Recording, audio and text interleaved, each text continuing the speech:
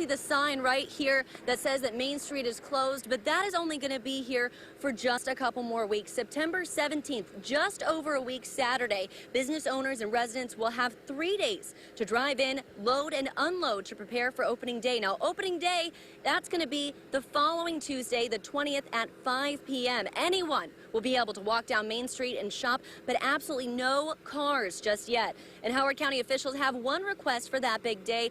County Executive Alan Kittleman said, please do not just come and gawk. These folks are still putting the pieces of their lives back together, and we need to show some courtesy and respect for what they're going through. Now, much more work is coming. In the next 3 months, a watershed study will be conducted. Then plan ideas will come 6 months from now, and implementation will start in about a year. Now, to remember this historic flood, a painting was unveiled this afternoon with water stains from the storm. 2 locals footed the $5,000 bill to donate the painting of Main Street to the county, and that is going to be set here on Main Street sometime in the future. They do not have a home for it yet.